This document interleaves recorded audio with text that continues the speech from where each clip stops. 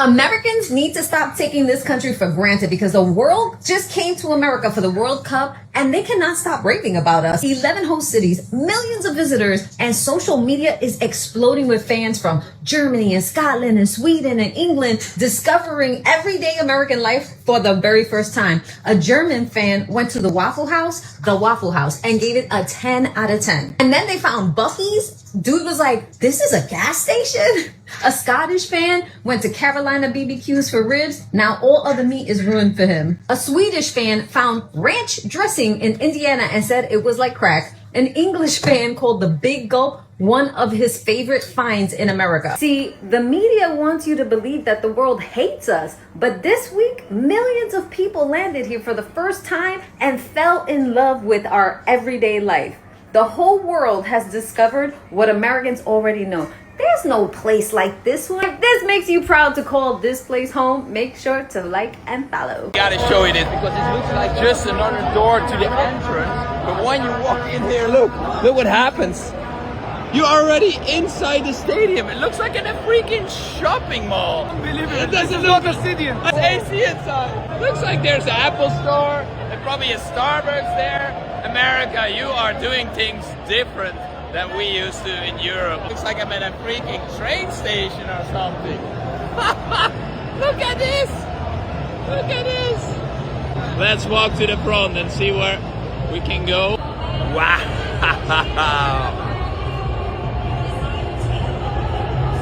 This is pretty damn unreal. I don't even feel like I'm in a football stadium. This is Dallas Stadium. So different than any other stadiums I've been before. Okay, so my current obsession is seeing Europeans experience America for the first time on the internet. And it is so beautiful. It's like a kid in the candy shop for the first time. And I love traveling. I spend a lot of time traveling. I love that Freddie has become like basically like American born citizen, that we've just taken him in as he travels around and road trips through the USA, documenting his whole experience of Buc-ee's and Waffle House. I always say you haven't been to Waffle House unless you've seen someone fight at Waffle House at 1 a.m. Seeing their eyes light up walking into a Walmart where you could literally buy anything, or them getting lost trying to navigate our crazy massive highway system, or them experiencing ranch for the first time and wanting to put it on everything. I have many European friends who visited me, and I've truly seen firsthand their experience coming to America and seeing just how massive we are. I'm here for it. Who are like your favorite people y'all are following right now online? They're documenting their whole experience coming to America, because I'm so invested in this. My favorite genre on the internet right now is watching Europeans travel to America for the World Cup and documenting themselves experience the most mundane things that America has to offer. Like it's like a baby experiencing the world for the first time. It's genuinely so wholesome. Nothing cures cynicism more than watching a foreigner get genuinely excited over free refills and referring to Taco Bell as the Holy Land, in which I do not disagree. And I feel the same way when I travel to Europe. As somebody who's half Portuguese, I love football and I love the World Cup. But I know in America, it's not as popular. It's actually, soccer's considered a rich kid's sport here, and I know there's a lot of Americans that don't really care about the World Cup. I don't care. But the World Cup is like about unity and bringing nations together, and since we're lacking in humanity right now, it's so refreshing to see foreigners come to America and appreciate and be so doe-eyed over the most basic things that we don't even give a second thought to. Like, it genuinely puts into perspective how much we all take for granted within our own countries until we see it through the eyes of somebody else. For years, millions of people across Europe heard the same stories about America. It's too dangerous. Public transport doesn't work. The cities are dirty. People aren't friendly. You'll regret visiting those. Opinions spread through television, social media, travel blogs, and everyday conversations, until many football fans started believing they already knew exactly what America was like, without ever stepping foot inside the country. But then, the FIFA World Cup 2026 arrived. Thousands of supporters from England, Germany, France, Spain, Italy, the Netherlands, Norway, and dozens of other European countries finally boarded planes for the United States, expecting one experience, but discovering something completely different. Some arrived feeling excited, others arrived feeling nervous. Many admitted they had been warned not to come, but what happened after landing surprised almost everyone. The airports were packed with football supporters wearing jerseys from every corner of the world. Streets were filled with different languages. Restaurants stayed open late, Volunteers welcomed visitors with smiles. Local Americans stopped to help tourists find directions. Taxi drivers shared stories about previous World Cups. Families invited strangers to watch matches together. And within only a few hours, many visitors quietly started asking themselves one simple question: were we completely wrong about America? For many European supporters, this wasn't just another football trip. It became an experience that challenged years of assumptions. Instead of focusing only on the matches, fans started posting videos about everyday life in America: the size of the roads, the modern stadiums, the organization around the tournament, the friendliness of local people, the variety of food, the entertainment districts, the atmosphere before kickoff. Everything seemed different from what many had expected. Social media quickly filled with videos carrying captions like, "This isn't what I expected. Why did nobody tell us America was like this?" Everything we heard wasn't completely true. Some tourists admitted they had packed the trip with anxiety, expecting constant problems. Yet after only a few days, many found themselves extending their vacations, visiting more cities, exploring famous landmarks, and enjoying experiences that had never appeared in the headlines back home. Of course, no country is perfect. America has challenges, just like every nation hosting an event as massive as the FIFA World Cup. But for many first-time visitors, reality turned out to be far more balanced and far more welcoming than they had imagined. As the tournament continued, something unexpected began happening. The football slowly became only half the story. The other half was America itself, and the reactions from European fans would soon go viral across the world. The morning after the opening matches, social media looked completely different from what many people had expected. Instead of endless discussions about tactics, lineups, and controversial refereeing decisions, thousands of videos began appearing from European supporters simply showing their first full day in America. A British family filmed themselves walking through a downtown district, laughing at how enormous everything looked. German supporters recorded themselves inside a supermarket, amazed by the size of the aisles. Spanish tourists pointed cameras toward the skyline, unable to stop talking about how different it felt from the image they had imagined for years. Every platform, from YouTube to TikTok, became flooded with clips carrying almost the same message: America isn't what we expected. Those videos quickly attracted millions of views, because people back home wanted to know whether these reactions were genuine or simply the excitement of being on holiday. Many supporters later admitted that before booking their flights, friends and relatives had warned them against making the trip. Some had been told the cities would be impossible to explore. Others expected constant problems with transportation. A few even believed they would struggle to meet friendly local people. But once they arrived, they discovered a much more complicated picture. Volunteers greeted visitors in multiple languages. Transportation staff patiently answered questions from confused tourists. Restaurant workers welcomed football fans wearing jerseys from every nation. And complete strangers often stopped to help visitors who looked lost while searching for stadium entrances. These weren't dramatic moments that made international headlines. They were ordinary interactions. But sometimes ordinary experiences are the ones that change people's opinions the most. As more matches were played, supporters also began exploring far beyond the stadiums. Some rented cars and drove through neighborhoods they had only ever seen in movies. Others visited famous landmarks they had dreamed about since childhood. Families spent afternoons in parks. Supporters gathered in fan zones, and groups from different countries shared meals together before kickoff. What surprised many visitors wasn't just the size of America. It was the diversity they encountered almost everywhere they went. Walking only a few streets could bring completely different cultures, different restaurants, different languages, and different communities together. Many European fans admitted they had underestimated just how multicultural the United States really is. They expected to see one version of America. Instead, they discovered dozens of different experiences depending on which city they visited. The stadiums themselves became another unforgettable part of the journey. Long before kickoff, thousands of supporters gathered outside, singing, trading scarves, taking photographs, and meeting football fans they had previously only spoken to online. England supporters shared jokes with Mexican fans. Dutch supporters posed for pictures with American families. Brazilian fans danced alongside visitors from Japan. It became exactly what the FIFA World Cup is meant to be. Not only a football tournament, but a celebration of cultures coming together. For many first-time visitors, those moments away from the pitch became just as memorable as the matches themselves. They realized that football has a unique ability to remove barriers. Because for 90 minutes, nationality becomes less important than the shared excitement of the game. By the end of the first week, a noticeable pattern had started emerging online. Many European creators who had arrived expecting to criticize America were now posting balanced, and sometimes surprisingly positive, reflections about their experience. They spoke honestly about things they enjoyed, mentioned areas where they faced challenges, and explained that reality was far more complex than the stereotypes they had heard before traveling. That honesty resonated with millions of viewers, because it didn't present America as perfect, nor did it repeat every negative assumption. Instead,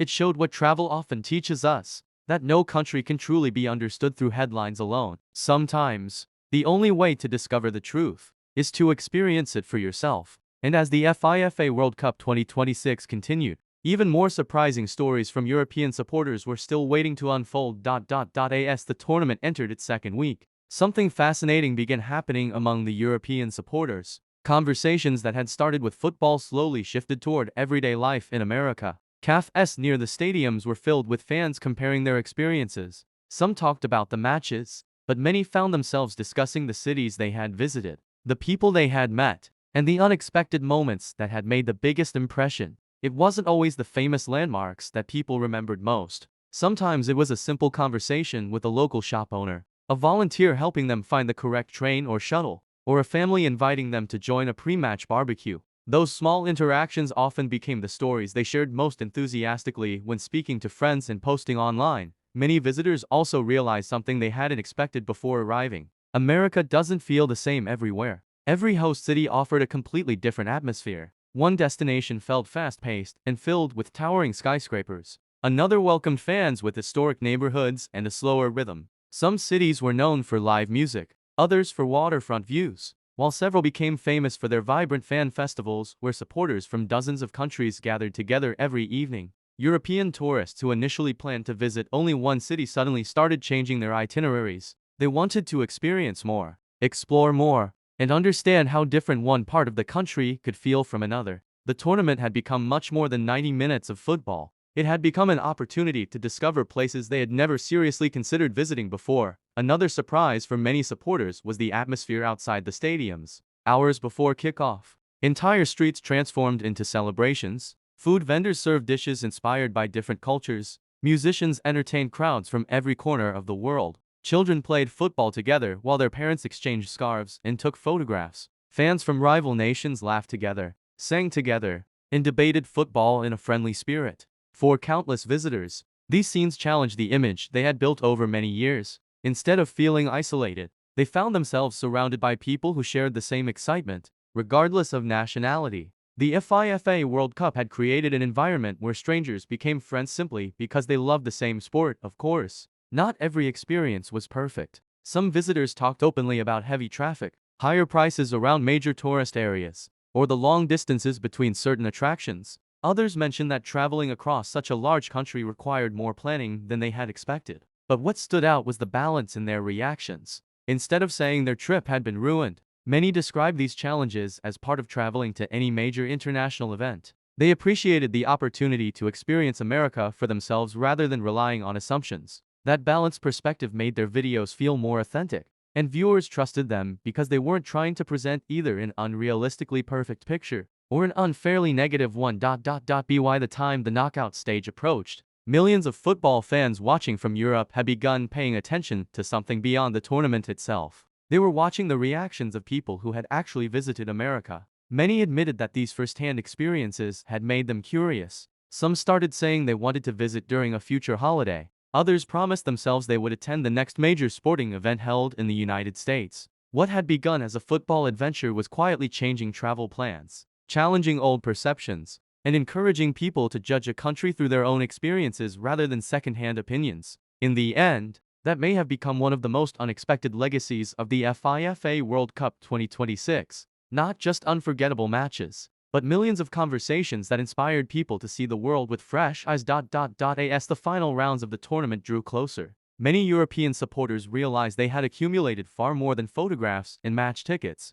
They had collected memories that completely reshaped the way they talked about America. At airports, railway stations, hotels, and cafes, the conversations sounded remarkably similar. Fans exchanged recommendations about cities they had visited, restaurants they had enjoyed, and unforgettable moments they had experienced with complete strangers. Some laughed about how nervous they had been before boarding their flights, admitting they had expected a completely different trip. Looking back, many said the biggest surprise wasn't a particular stadium or tourist attraction. It was discovering that reality was much more nuanced than the image they had carried for years. One British supporter explained that before leaving home, almost everyone he knew had focused on potential problems. Yet after spending nearly 2 weeks traveling between host cities, he found himself talking far more about the kindness of people he had met than about any inconvenience. A Norwegian family described how local volunteers patiently helped them navigate unfamiliar transportation systems. A group of Dutch supporters recalled being invited into a neighborhood football watch party where they spent an entire evening celebrating with people they had met only hours earlier.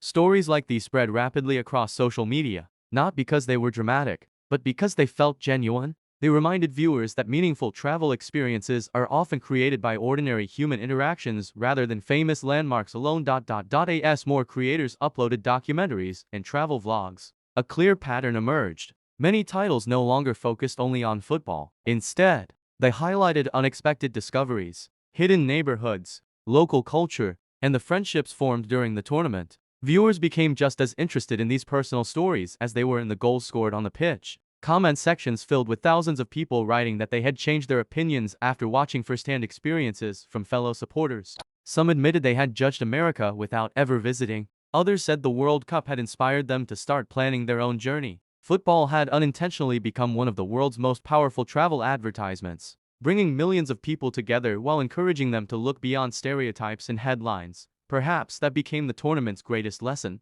Every country has strengths. Every country has challenges. No destination is exactly as perfect, or as terrible, as people sometimes imagine from a distance. The FIFA World Cup gave supporters something that television debates and social media arguments never could: the chance to experience a place with their own eyes. Some visitors returned home loving America even more than they expected. Others still preferred life in Europe while appreciating what they had discovered during their trip. But almost everyone agreed on one point: traveling had given them a far more balanced understanding than assumptions ever could, and maybe that's what makes the FIFA World Cup truly special. It doesn't simply decide who lifts the trophy. It brings different cultures together. It challenges old ideas. It creates lifelong friendships, and it reminds millions of people that the world becomes much smaller the moment we choose to experience it for ourselves instead of relying only on what we've been told. As the final whistle echoed around the last stadium, supporters packed their bags, carrying home jerseys, scarves, and unforgettable memories. But they also carried something impossible to fit inside a suitcase: a new perspective, one that would continue long after the tournament had ended. If you enjoyed this story, don't forget to like this video, subscribe to the channel, and turn on notifications for more football documentaries, fan reactions, and unforgettable FIFA World Cup stories from around the world. Now tell us in the comments, if you had the chance to visit one FIFA World Cup 2026 host city, which one would you choose, and why?